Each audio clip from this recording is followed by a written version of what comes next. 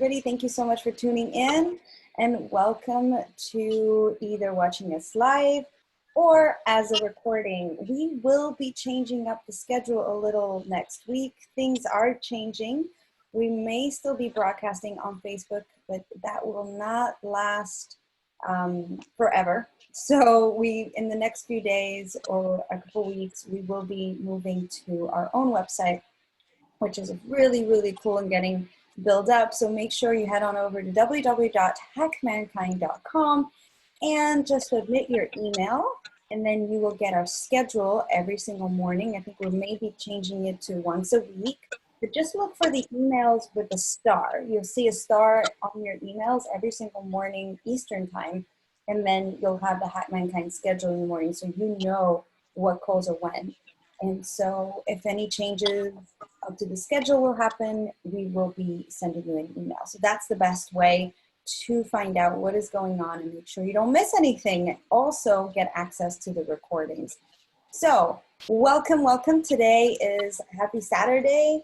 It is Spiritual Saturday, and I am so grateful to be here, as every Saturday we've been, with Dr. Clint G. Rogers. Sorry, Clint. I keep making the letters. How are you, Clint? Good. How are you, Jessica? Namaskar, everybody. Welcome. Sending my love from India to everyone joining.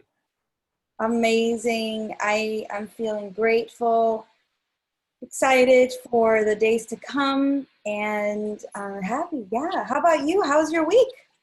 What are you most grateful for right now? You said you're getting a new place. My new home. My new home. I'm very excited. How about you? How was your week? Tell us a little bit. A really full week. So much happening, but so much good stuff. In fact, right now, this week, one of the people who participated or was in the experiment, this global healing miracle experiment, had an idea to do a global meditation. And so all of us in the experiment just held space where we had a meditation. And this week on Wednesday, they did this global meditation, had such fantastic participation and turnout, and lots of people involved. Deepak Chopra, Tony Robbins, all kinds of different spiritual leaders. And I think it was viewed by a few million people. And it was really, really, really fun to see it unfold and to be a part of it. So that was fun. Then right now, actually, it's happening right as you and I are speaking and participating in another event. It's called the Advanced Medicine Conference. And so right now, actually, Dr. Bruce Lipton is speaking, and then right after that, Dr. Buttar is speaking, and then I'm speaking a few hours later after that. So just getting ready for that, and then just barely went for a walk with Milo. So lots of stuff happening simultaneously. Amazing. How exciting. So much in so little time. Yeah. And the time is actually the theme of this week. Wow, is it? It was, yeah. So what comes to mind when I say time for you? Well, I did have some kind of a concept that tomorrow never comes. This really kind of set inside of me last night when I was contacting someone. We kept trying to schedule something for tomorrow, but it never came. And so finally I'm like, why don't we just do this now? And they're like, yeah, good idea. And it just worked out. And we had such a beautiful connection, me and two other people. And it kind of settled in that when I'm thinking about time, I think mostly time is an illusion, you know. But I think like the reality is that if you're ever stressed or feeling anxious about something, it's usually from something in the past or something in the future, quote unquote, past or future. But when you're actually right here, right now, like you're sitting, most of us are sitting down, you feel your butt on the chair, you know, you're breathing. Like there's nothing dangerous happening for most of us right in this moment. Like there's just this moment. And then we get to experience it based upon, I liked even on this meditation, Tony Robbins, he's saying, how can I be helpful in this few minutes? And he was talking about what you focus on, you know, what you focus on, you feel, and then also what meaning you give it. And so right in this moment, you can ask yourself, what have you been feeling, first of all? And then pretty quickly you can decide what you've been focused on and then what meaning you gave it. And an example he gives is like, if you think that you're at the end of a relationship, if you think you're at the beginning of a relationship, you treat it much differently than if you think you're at the end of a relationship. Like the meaning you give that, it changes your experience of it. So when I'm thinking about time in this moment, I'm thinking tomorrow never comes. All we have is right now. And right now is really beautiful. And we have a choice. We have total choice over what we focus on and what meaning we give it. That's totally up to us, you know, or at least a huge, huge part of it is up to us.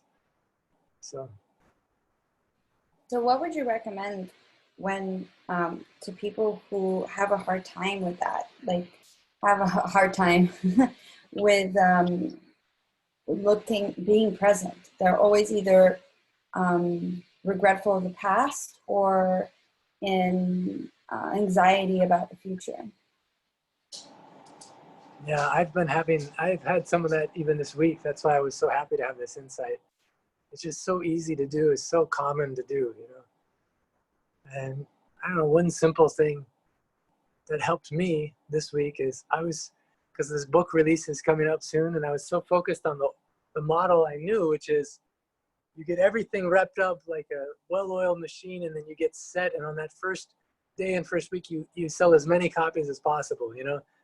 And so I was focused on that kind of a concrete, specific goal, and then all the relationships where I was trying to get behind to align with that goal. And something that helped me, because that's about a future thing, right? And also it's tied in with my ego in some way too. So I was feeling stressed out. I wasn't enjoying the moment. Even though I'm surrounded by miracles, I was not enjoying. I was like getting annoyed, you know, getting frustrated. Even surrounded by so many miracles, I was getting this way. And then something happened actually on that call with these two friends. We just kind of held this space, and all of a sudden I had some insight come to me that, oh, I'm missing the whole point. Like, I'm not here to do something the way things have been done. Like, I'm here to do something different, to model a different way. And it's not about how many books get sold that first day or that first week. It's about how much love do I put into every moment, and how much love do I put into every interaction with the people volunteering, with the people who are like Janet Atwood is mailing for it, and Marcy Shaw. How much love I put in with these relationships with Jack Canfield, Foster Gamble, so many beautiful people. It's like a miracle. You know, Patty Aubrey described this book as like, she's the one who's president of Jack Canfield's company. She described it as the book of the century, or likely to be the book of the decade. And I was like, oh, it's such a miracle. Why am I not enjoying this moment? And I realized it was because I was fixated on something in the future, and it was affecting my present and the way I was interacting with people. And so I said, forget about that. I don't care how many books I sell anymore. What I want to do is, what's the quality, not the quantity of books I sell, but what's the quality of the love that I put into each moment with whoever I'm blessed to be with right now in this moment. I was like, then I'll consider myself successful, because the whole principle behind it is we're not human doings or human achievings. We're human beings. And so instead of having a to-do list, like I need to do all these things, what do you want to be in this moment? And I thought, I want to be more loving, and I want to be more playful. I want to be more grateful. I want to be more honest. So if I focus on those being things, then it helps me be more present. And then there's other simple things too. You just listen to your breath. Like, and there's no guarantee that we have any breaths other than this one that we have. So if your mind is ever racing, you can just come back to your breath. Also, physiologically, you can just smile. You know, something happens. It's so simple and so easy. I met this 139-year-old master. Actually, I wonder if I have a picture of him. And I was a skeptic, so even anyone in the past telling me anyone could live to 139, I'd be like, whatever. But I was like, he had his retirement certificate. He worked for the railroad, and when he retired, they said you can still travel for free. He had retired something like 85 years previous. So he'd been traveling for free on the railroad for 85 years. He had so many evidences that were just mind-boggling. And also, his mind was so alert.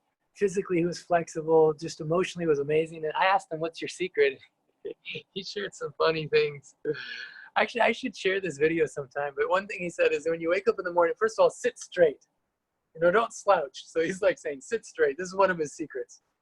And then he's he's like, first thing in the morning, just go like this.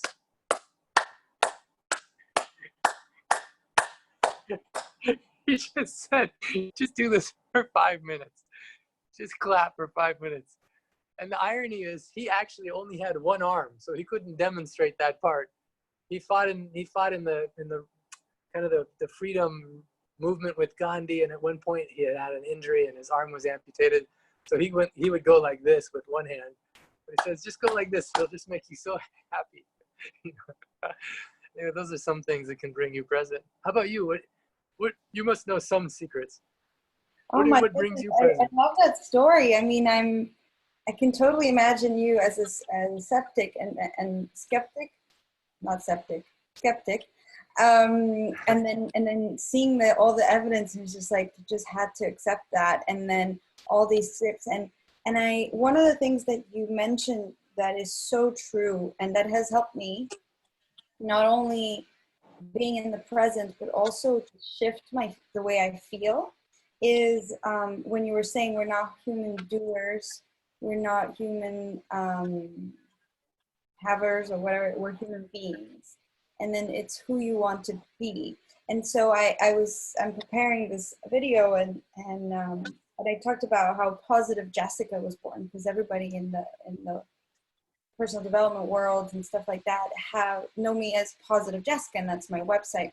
Well, it says Positive Jessica, design your life.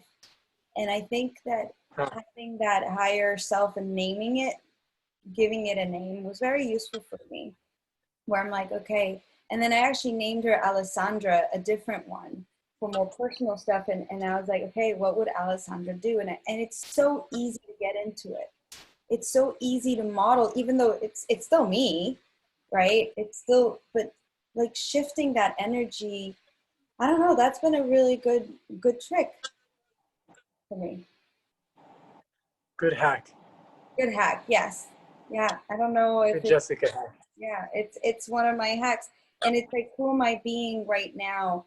And then it shifts into, I get excited about other things. And I love the idea of sitting upright and clapping. I'll try that one. Why not?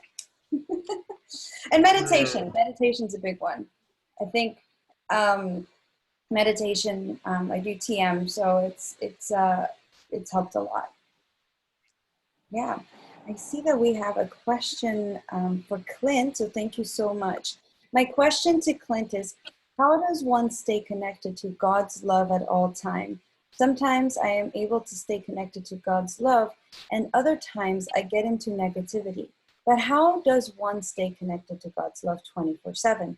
How does one remain in the state of love at all time without giving into self-limiting negative thoughts or emotions? What are some effective spiritual ways that you know how to do this? It's a great question, huh? Yeah, such a great question. We should get someone on who can answer it. I think if I was doing it, I would be able to answer it. But since I'm not doing it, I can't really give an answer. I'm better than I have been in the past. So I can say the way in which, but I'm in progress.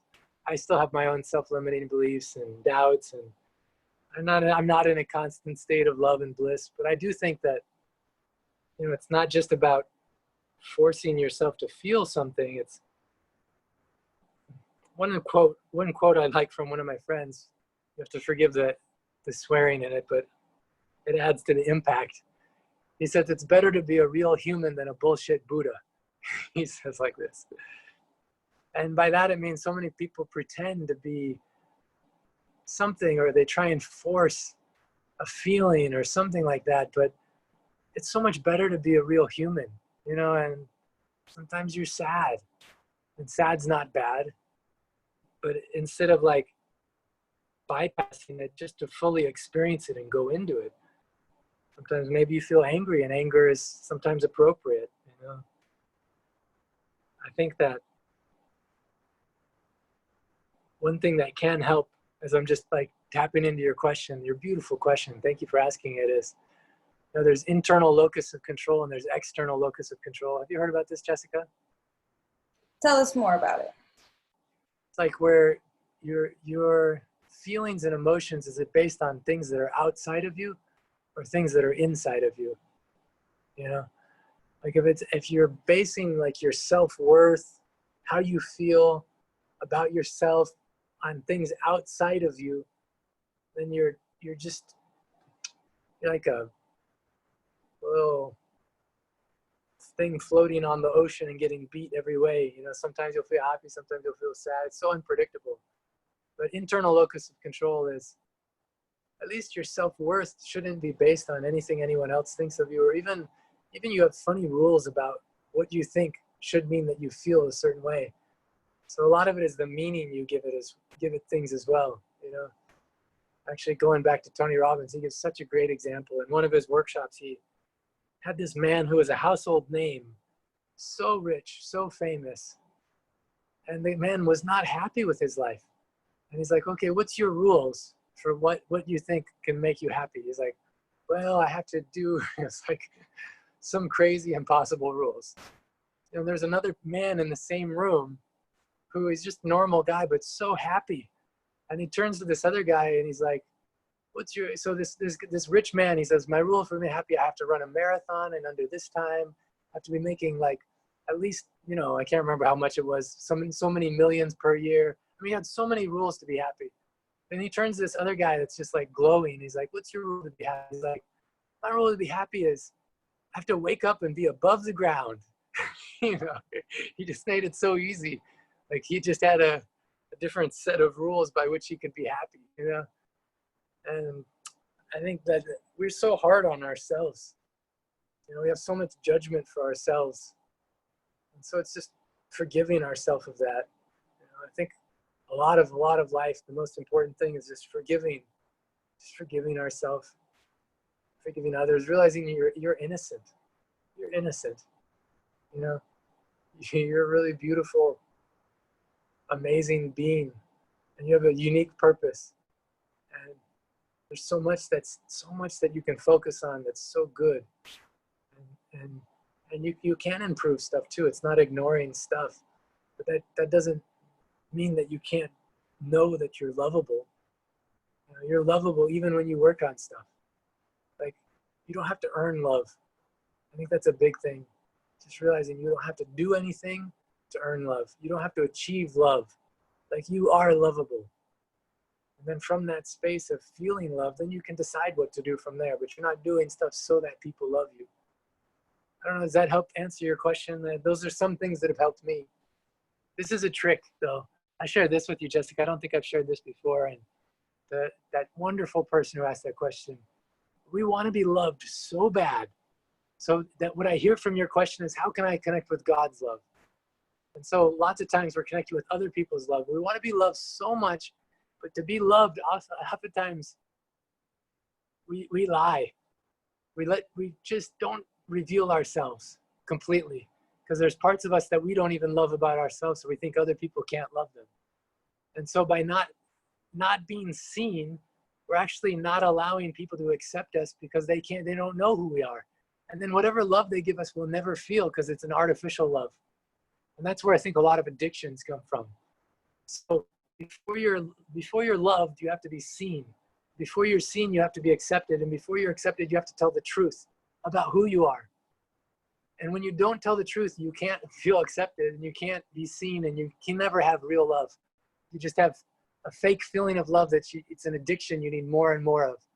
So the only way I think that you can feel loved is by just telling the truth about the full story of who you are and the things that you don't love about yourself, in a space with people that are mighty companions that can love you and see past whatever you're talking about, to help you see the real you, the you that God sees in you, you know, the divine you.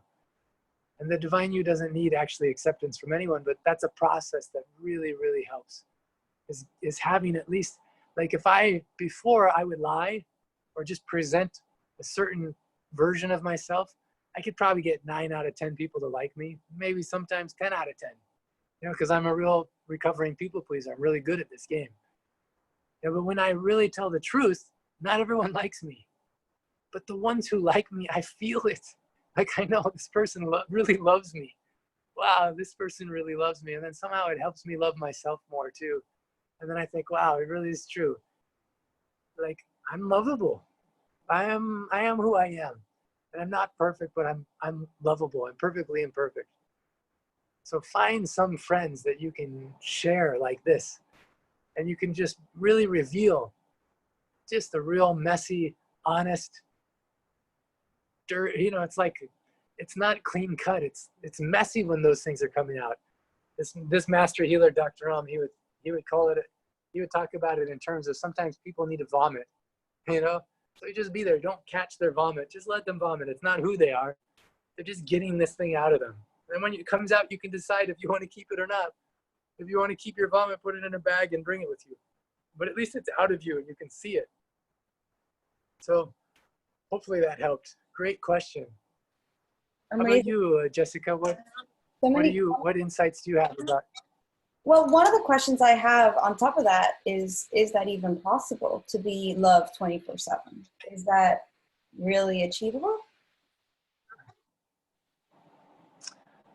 I'll tell you it when I get there. Yeah, I'm not there yet, so it would just be philosophy and theorizing. I've met some people that I think maybe are there, but I don't know because I'm not them. I can only speak from my experience that I can tell that I feel love for myself. I feel divine love way more often than I did before. And it's less and less dependent on what other people think of me. Yeah, but it's been a long process of really taking a risk to allow myself to be seen.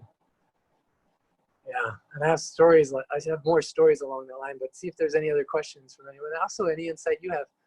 You're probably in a position where you feel more loved than before. I don't know, maybe not. But what's helped you get to where you are? It's I think it's the self-love aspect. Definitely never-ending pleaser, recovering. What do you call it? Recovering pleaser, people pleaser. Yeah. um, Definitely relate with that. And there, yeah. One of the things that made me reflect on what you were saying is, you know, you hear that all the time. Be yourself. Be yourself. You know, I even have this phrase that I use quite a lot that I borrowed from a colleague of mine is be audaciously authentic. And and I agree with it, but sometimes it feels like certain times it's not appropriate to really go there, right? It's good to, yes, with, as you said, call close friends that you can go and share that vomit. But do you say that you should do that with everybody or a select few? And then we have a hand up from Peter. So let's see what you think about that, and then I'll give the mic over to Peter. Yeah, not everyone's capable of loving you. Just they aren't because they don't love themselves. So they won't be able to reflect to you if you just express your authentic self. I think eventually people can get to that place. But the one example is, let's say you show up late to a meeting, you know. Normally people make up some excuse. So one of the examples, there's a great teacher by the name of Greg Bear, Dr. Greg Bear. He shares this example. One person showed up to a meeting and instead of making up some excuse like traffic or my alarm or something, just was in the board meeting and said, you know, I just want to be honest. I didn't prioritize this meeting. And so I didn't plan ahead enough to be here on time. And so that's why I'm late. Everyone looked at him like, what just happened? You know, but at the same time, there's like a respect you have, you know, for someone that's that honest, that they're just really being honest. And he didn't apologize. In this particular case, I don't remember if he apologized or not, but at least he didn't lie. He was just really clear. One of actually my spiritual teachers, he said the closer you get to honest, the closer that God can get to you or spirit can get to you. And I think that it makes sense actually, because if you're not even honest with yourself, you're not, then you can't see truth, you know. And I think somehow we've been programmed so much to put on pretense and wear masks, not just these funny ones we've been wearing, but so many masks we wear, so many different layers of ourselves we position so that way we can get something or control something or achieve something, and usually it's so we can be loved. But the irony is you don't have to do anything to be loved. So why are you doing all that other stuff? You know, it's just it's a process. But it's so doable, and it starts with telling the truth, I think. Thank you so much, Clint. I really appreciate that feedback. And Peter, you had your hands up. Peter. Woohoo! Thanks, Jess. How you doing, Clint? Oh, so good to see you. Always better to see you. I don't know if that's true, but I welcome the lie if it's a lie. I think I was reflecting on the fact that you found that question difficult to answer. And my first reflection was, you're the guy that's supposed to answer it. And then my next thing is, okay, but I trust Clint, so why is he finding it difficult? And I realized, and I don't want to diminish the question because I'm glad it was asked, but there's an underlying thing that I think you said, Clint, but I think there's another way to say it that's maybe even clearer. In almost anything in life, if you're focusing on the destination, you are missing the beauty of what you were given in a life on this planet. The beautiful thing about this world thing we have is the journey. It's not the destination. It's about learning to love yourself. It's about learning to pick yourself up. It's about learning when to be authentic. It's about learning how to deal with different people. It's about learning how far you lean into being your audacious self. That's the beautiful thing, isn't it? It's not, when you get to the stage where you can welcome God's love every day, should you believe in that, I would say that's the day that you should lie down and hope you don't wake up again. Because that's nirvana. You're there. It's never going to get better. So if you manage to get to that stage, you're done. I think that the question itself, and almost every question, the question is almost more interesting always than the answer, because it's what the question gives away is it's diminishing with, again, I say that with love, but it's diminishing the importance of the journey. And that's what I find so special about life, really. Your opinion is? Everything is with my opinion at the beginning. You know, it kind of reminds me, there's a study, the people who believed in fairy tale, like marriages, like that you could have like a perfect marriage, like we're so unhappy, you know, really unhappy people, because you know, marriage it is what it is, you know, and you're missing out on all the beauty if you think that you're gonna be perfect, you're gonna get to something like a perfect something. And something about that question too, like if you think that is the state in which you have to be at, also I think I think there's a lot of beauty that you're missing out in this state that you're in right now, which is whatever it is, and just exploring it, being curious and playful about, well, what do I feel right now? Instead of what should I be feeling, what do I feel? Mm-hmm. And then just get curious and playful about it. Oh, that's interesting. What is the texture of that? You know, what is the dynamic? Where do I feel it in my body? What color would I give it? What texture? Is it thick? Is it, you know, just like actually focusing in on what is actually real. And then just, don't have a judgment about it. Don't label it anything in particular, but just do this playful experiment where you explore what is it that you're actually feeling. And there's a lot of power in that alone. And I actually think that's where God is. That's where divinity is inside of you, is in those things that are unexplored. I think great point, Peter. Things that are bringing up that both of you are saying and start making me think is, you know, into the questions like I get into negativity, I get into limiting negative thoughts. I would say that's not a way, that's not God's love showing you something that you need to see. I feel like sometimes if I am suffering or feeling pain, it wakes me up to, okay, what do I need to shift? What do I need to, right? Like you were saying yourself, Clint, where you were feeling that stress, you were feeling that, and then all of a sudden you had that realization, what I need is be loved, right? So who's to say that the feeling of stress wasn't God's love showing you needed to readjust?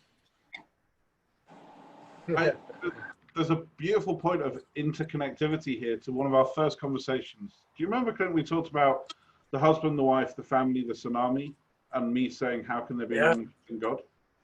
Somebody Yeah. actually managed to give me an answer that I found palpable. Right? And Wow, it's I the want to first, hear it. I've asked hundreds Tell of the people. story again, just real quick for those tuning in that didn't hear it.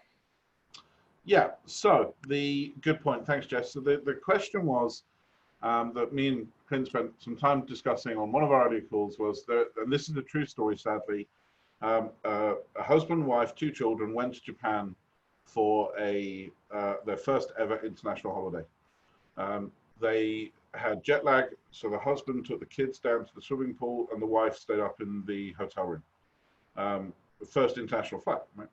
And the tsunami hit, and the husband had to choose which of his 2 children he held on to and which of his children he let go.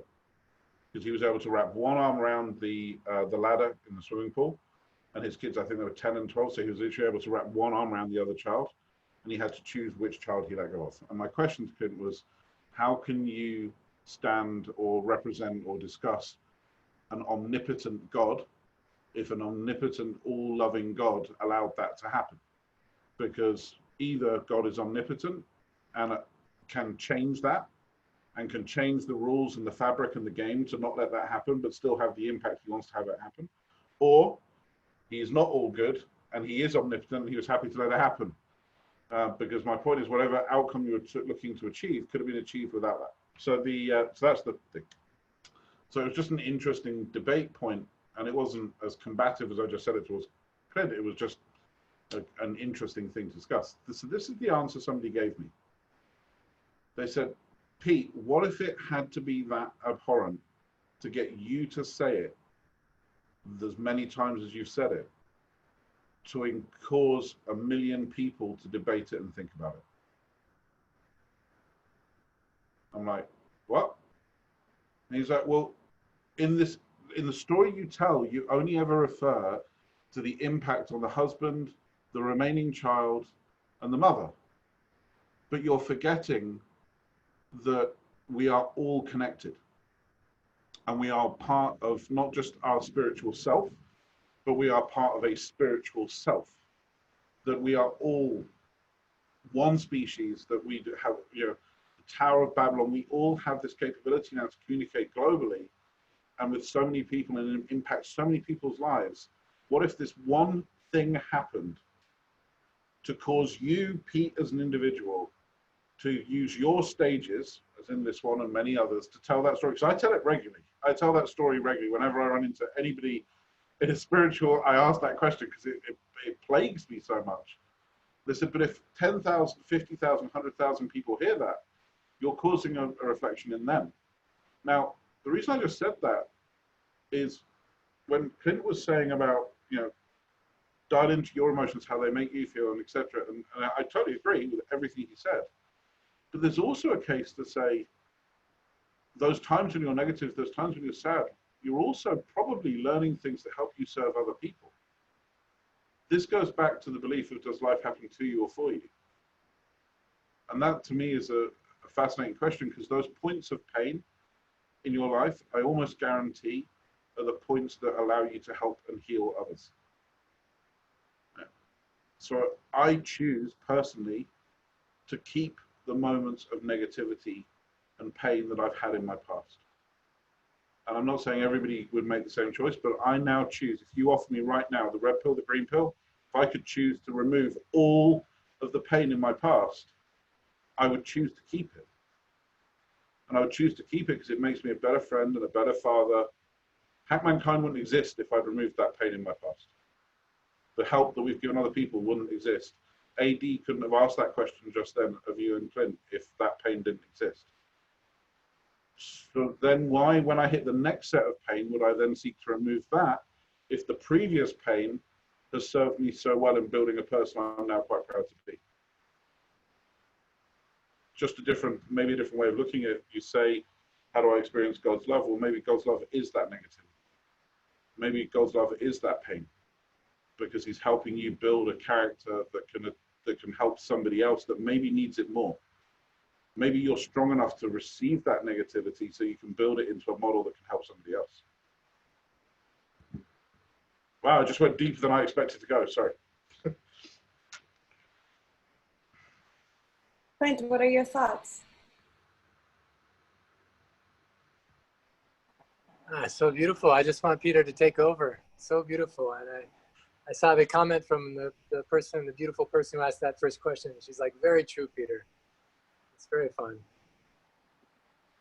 One of the comments that we have on our back end, on the front end, I mean on Facebook, is from Cynthia. That brings me a question. I mean, it's changing a little bit of the topic. So before I ask it, is there anything you'd like to add, Clint, to this? No, I'm ready for that. I'm ready for, I think we could end the call right now and everyone would be happy, actually. That's perfect. It was. So let's change gears a little.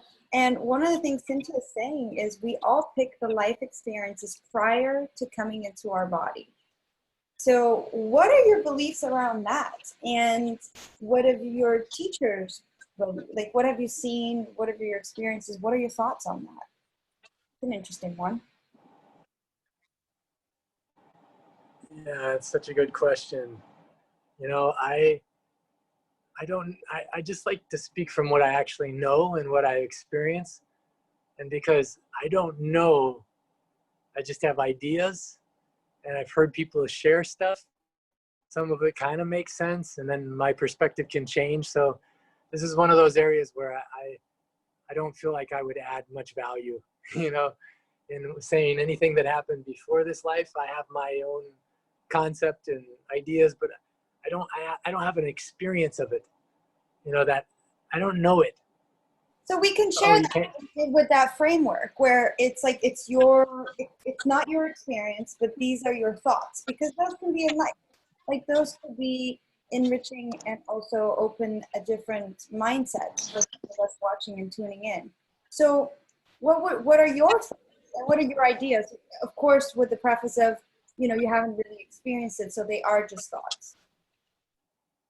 Yeah, so in India, there's a whole concept of multiple births, you know, where people have so many multiple lives, basically, and they have a chance to experience whatever they experience, you know. And I hear many people say, oh, in some previous life, but usually it's always someone famous, you know. They're always Cleopatra or someone cool, you know. But I don't know. I've never had any of those visions or realizations or past life regressions. So I can't say, I don't have that experience. Now, in the faith that I grew up in, there was a different concept as well that had a premortal birth. So I grew up in the Mormon church, or a Church of Jesus Christ of Latter-day Saints. So there's this concept that you're pre-chosen to do certain things in this life. And this life is like a second act. You don't know the first act, but we did certain things there. And then when you die, then there's certain things that happen. So there's that concept. Something that does feel right to me is that there's more than this physical experience. It just feels to me like there is more, you know, so I can say that much. But everything else, I don't have a, it's just ideas that some of them make sense. Like, it kind of makes sense that either we have had past life, or maybe the DNA that's inside of us has some kind of a memory. So we remember, like, you know, we have emotional or some physical memories from our ancestors, you know, that genetically is inside of us. Maybe there's something like that. Also, like Peter was alluding to the fact that we're all so interconnected. So this is a concept that did help me. So just assume that we're all interconnected, that we're all one organism, right? that right now it looks like these are four separate organisms, but then you see, oh, it's actually all the same thing. In fact, there's this thingy too, you know, but it just looks like they're separate. Kind of looks like, so now just assume that I am you and you are me, you know, that we're very connected.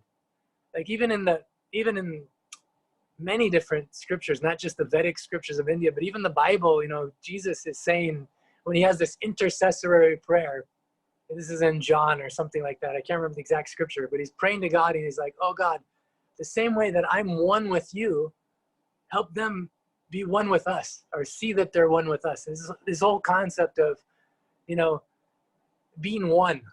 And so imagine that we're all one. And at some point in time, right now, my perception or the perception of Clint me, I don't perceive what Jessica me sees. And I don't have the same memory or experience, but collectively we're all having every experience, you know? So just imagine this for a moment, that this is the way it is. Then it actually helped me because I'm like, oh, I don't have to feel so stressed that I'm not married and I don't have a family, because eventually I'll be able to experience that through the people who have done it, you know? Or I also thought, you know, if there is multiple lives, then it's very likely that it's many lives I've had that experience. So maybe this life I'm supposed to have a different experience. I don't know. Or maybe I will still have that experience, but it doesn't put that urgency or pressure that I, Clint me, has to do certain things in this body, in this mind, in this, other than what flows naturally from love and from the natural, you know, like desire of my heart to really do what it is, what feels like I need to be doing in each moment with that, instead of what I should be doing, but what I find joy from doing, you know? So I can let go of anything that, oh, I have to do this, or I have to do that, or so many other people are doing this. No, those people did that. So if we're all connected, then I did that too. And I get to experience that in some way, you know? But right now, also as equally valuable is the experience of Clint me. And then it makes me very curious about what's Jessica me? What's her experience? Because you are me and I am you, you know? So then if we're one thing, then what is your experience and how can I serve you? All of the faith traditions have this, the golden rule, which is do unto others as if you're doing it unto yourself. What if it's more than as if? What if it is actually you're doing something to yourself? Like if I hit my leg right now, I'm doing something to me, you know? And if I do something to you, Jessica, it's like I'm doing something to me. Like as real as that. So what if that's just the reality, the case, you know? So it was kind of like a tangent from your original question, but I think applicable in some ways. Yes. How about you? Do you have the idea of the fingers, and then at the end we're all interconnected, and then there's this one too. That was a brilliant example. I know Peter also has some thoughts. Peter? Yeah, I'm a bit more pragmatic, and I don't know if I think it helps people. I stack one understanding on another understanding, and the first understanding I have is that we don't know the answer to everything. Right? We don't know the answer to everything, and if we do, there will be no scientific discovery. So we know that there's stuff we don't know.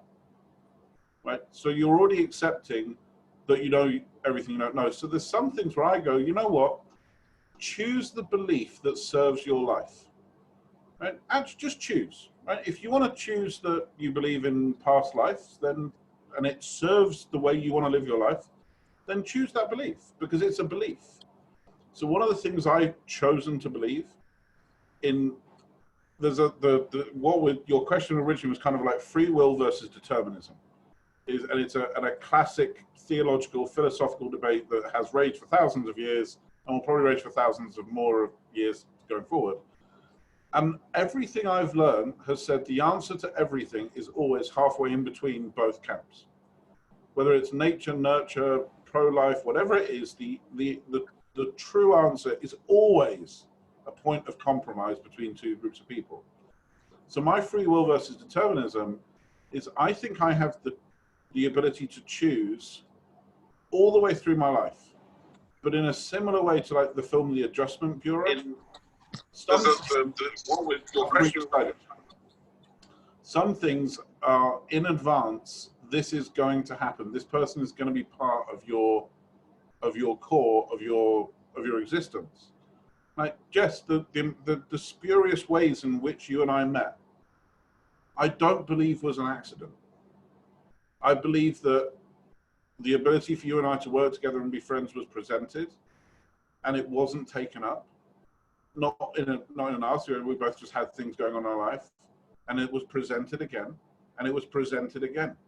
And by the third time, I go, okay, I'm obviously, I don't understand this person. I don't see the value, whatever it might be that caused me to not go in that direction. Stop and listen. And it's the other way to look at this is the universe, sends you a text message, then it sends you a letter, and if you're still not listening, it'll put a truck through your front door of trying to present it to you. Go, you need to listen to this.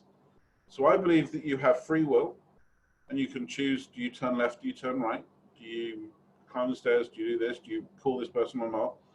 But I also think there's an element of determinism on the big stuff, on friends that you meet, on family members. I think some of it guides you back, that no matter how you try and make decisions to get away from that reality, that, like the Adjustment Bureau, if you've seen that film, they try and separate these two people because I think the story is he's going to be a senator and he's going to pass a law and then he's going to become president and he is going to make the world this hugely better place, but only if he isn't married to this woman. Because if he does that, he'll discover joy and passion and he'll never become president. So they keep altering the timeline to try and keep these two people away from each other. And no matter what they do, they bump in on the streets, or they go into a bus at the same time, or the person leaves their hat. No matter what they adjust, the angels, the Adjustment Bureau, no matter what they change, these two people end up back together. And eventually they give up and go, it's obviously part of some bigger plan that we haven't been told, because you guys are due to be together, even if the other result is he becomes president and he changes the world and da da da da da. So I believe in both, and I have no evidence, as Clint. I have no reason to say this, but I know that there have been moments of divine intervention in my life. Like when you met Liz. Like when I met Liz, right? That was somebody, something, an energy, a formula, however you want to phrase that, going, this is happening and it's happening now. And even then I think you get to say no, but I just think it will come back and tell you again and say, this is happening and it's happening now. And if I look back through the truest friendships I have, the deepest connections I have, they all come back to this kind of moment where I go, why am I friends with this guy? Like, we don't share values, we don't share beliefs, we don't share anything. We're going to have physical proximity, but the universe decided, or whatever decided, that is needed, that's going to happen, and you can't avoid it. So I think there's a free will and a determinism, and whether I'm right or wrong, I don't really care, because it serves me to believe that I have the ability to choose, but also there is some divine plan that's part of that as well. Because I can't reconcile with either being factual. If I just have free will and there's no divine, I don't like that world. And if I don't have any free will and everything is predetermined, then why bother waking up and trying? So I don't like either polar being correct. So I just choose to blend them together. So the only thing I wanted to say to people inside that is, the reason we called this a spirituality panel, not a religious panel, is because spirituality is personal. Religion isn't necessarily personal. There's more of a framework to that. So you can just choose, whoever's listening to this, you can just choose whatever it is that serves you. If it serves you and it leads you to the place you want to be, then fantastic. I welcome you, whether it's past lives, pre-lives, 3 lives, 5 lives, energy interconnection, crystals, I don't care. As long as it serves you, believe it. Great. Love it. Amazing. Thank you so much, Peter, for that share. And AD saying your belief resonates very well with mine too, Peter. And so I'm conscious of the time. We've already gone a few minutes over. I'm very grateful for you jumping in, and Clint, for all your incredible content. Maybe you don't realize, but it is extremely valuable and insightful. Before we go, any final words on what we were talking about, or do you want to leave people with a thought? I just love that. I love Peter's pragmatic Peter, about just, that contribution, that thought was really beautiful. And yeah, I don't really have any particular specific thought other than just think about what is it that you want to experience, like in terms of being, instead of what you want to do. And do an experiment where instead of having a to-do list, have a to-be list. Like decide what you want to be today. Maybe it's, I want to be more honest. I want to be more loving. I want to be more playful, whatever it is. And just actually write it down and then do that experiment and see what happens. And then next, I guess we're not meeting on Sunday. You can tell us whenever we meet next. I want to hear about what was your experience with doing that thing. Yes, we're meeting next Wednesday, my belief is, right, Peter? Just double checking on that. We're just redoing the schedule. And as I mentioned on the beginning of the call, we are changing up the schedule a little. So make sure you head on over to www.hackmankind.com so you'll have access to the new schedule. So I think we'll be with you, Clint, next Wednesday. Correct, Peter? Yep, that's right. And I think next Wednesday we should spend quite a bit of time really talking about Clint's book. Yes. So I think that's released the week after, June 1st, isn't it? June 1st, it's coming up. It's amazing. Fantastic. So yeah, My diary. About those incredible secrets Wednesday at noon Eastern time, I believe it is. So looking forward to it, Clint. Always such a pleasure. Thank you so much for being here and for being you. Thank you, Peter, for joining us. And all of those tuning in, listening to the recording. Again, I sound like a broken record, but I don't know why. Some of you aren't doing it. www.hackmankind.com. Make sure you head on over there, sign up, share with your friends so they can also have free access. Thank you so much. Take care, everybody. Bye.